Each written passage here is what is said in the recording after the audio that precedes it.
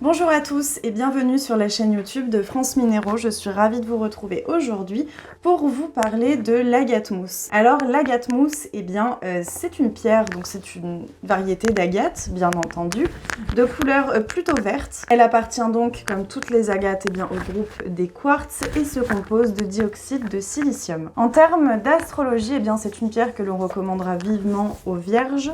Et en termes de chakra, c'est une pierre associée de par sa couleur au chakra du cœur. Comme d'habitude, je tiens à vous rappeler que la lithothérapie ne remplace pas une expertise médicale et que si vous souffrez d'un quelconque problème de santé, nous vous encourageons vivement à consulter un médecin. Toutefois, la lithothérapie pourra vous servir de béquille, tant sur le plan physique que psychologique, spirituel ou encore émotionnel.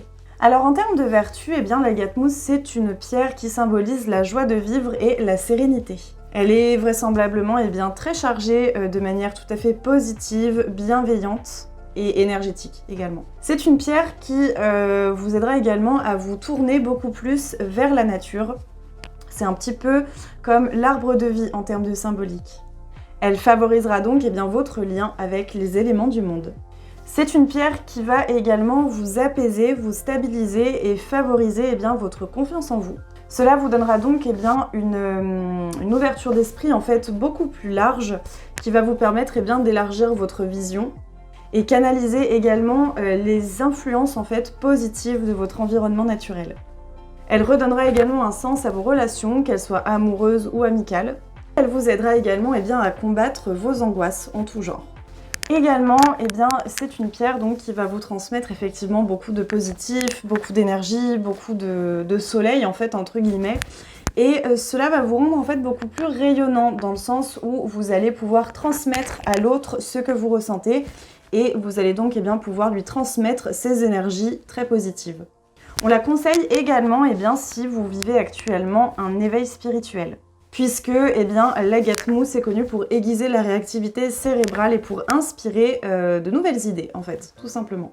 Étant donné que l'éveil spirituel est également rempli de prise de conscience, l'agate mousse va vous aider à prendre de la hauteur sur vos ennuis, vos problèmes du quotidien, l'ennui également en lui-même, et également votre incapacité parfois face aux événements.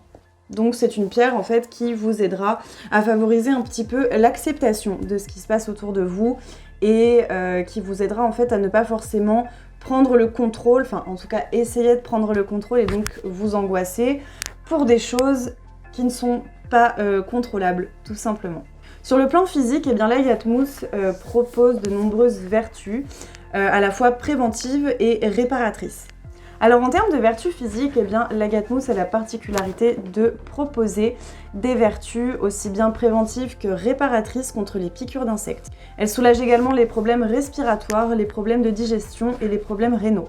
Elle aide également à réguler un petit peu la fréquence cardiaque et à éliminer également les toxines de l'organisme. Comme toutes les pierres, l'agate mousse a besoin d'être purifiée et rechargée. Pour ce faire, il faudra la placer dans de l'eau, puis également l'exposer au soleil pendant quelques heures. Alors, je fais une petite parenthèse sur la purification et le rechargement, puisque ce sont des questions que je reçois régulièrement. Alors que ce soit la fréquence ou la durée, tout simplement, ça va vraiment dépendre de vos ressentis. Écoutez-vous. Il y a des pierres qui vont avoir besoin qu'on les recharge ou qu'on les purifie toute une nuit, toute une journée, ça va être très long. Et d'autres, en 1 heure, on a quand même cette sensation déjà qu'elle va reprendre des couleurs, qu'elle va être un petit peu plus vive, même aussi parfois même avoir les mains qui chauffent au contact des pierres qui sont bien rechargées. Voilà, c'est pour ça, il faut vraiment vous écouter et ne pas suivre forcément à la règle ce que vous pouvez voir sur internet, puisqu'il y a beaucoup de choses sur internet. Il y a des pierres qui vont absorber beaucoup d'énergie, d'autres pas.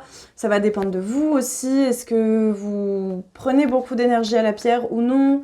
Selon vos besoins, selon la fréquence avec laquelle vous portez vos pierres. Ça dépend vraiment de vous et uniquement de vous. Alors en termes d'expérience, je n'ai jamais possédé d'agate mousse. Ça va être le cas de cette vidéo et des 2 prochaines aussi. Voilà, ce sont des pierres que je connais, mais avec lesquelles je n'ai jamais travaillé, que je n'ai jamais utilisé, que je n'ai jamais porté sur moi. Mais l'agate mousse, je la trouve quand même super intéressante, même si je suis pas hyper attirée par les agates à la base. Mais c'est vrai que l'agate mousse, je trouve qu'elle elle a vraiment ce lien avec la nature.